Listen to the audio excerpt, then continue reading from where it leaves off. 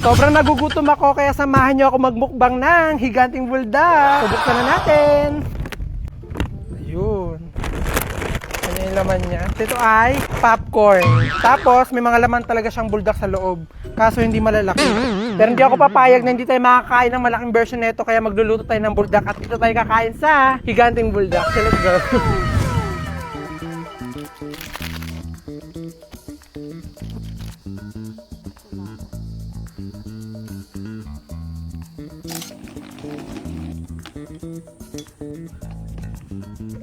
Amazing!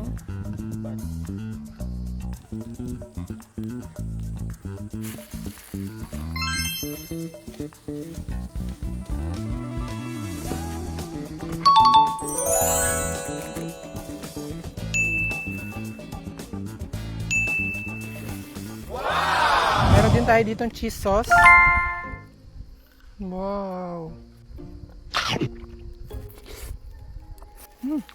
Yan ito naman chicken. Mm. Mm. Mm.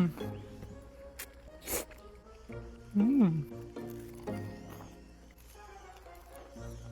Mm. Chicken. Mm.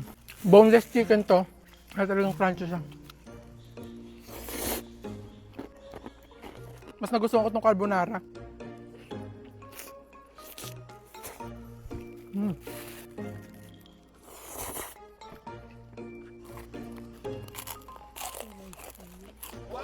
Mm.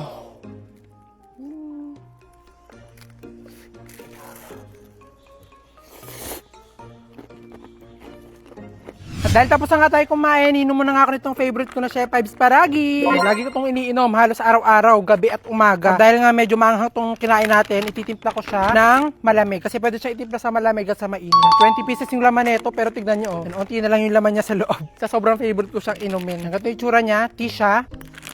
Pero ito hindi to basa-basang tea kasi ito herbal tea.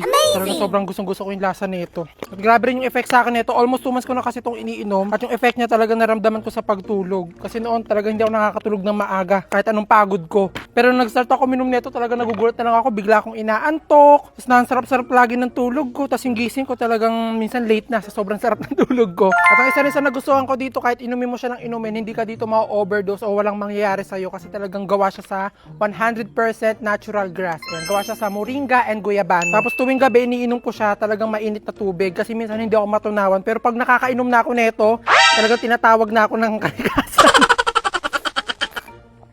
Sarap talagang lasa niya.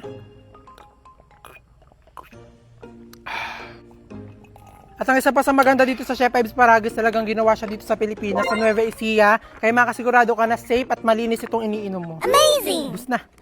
Suga ko ah.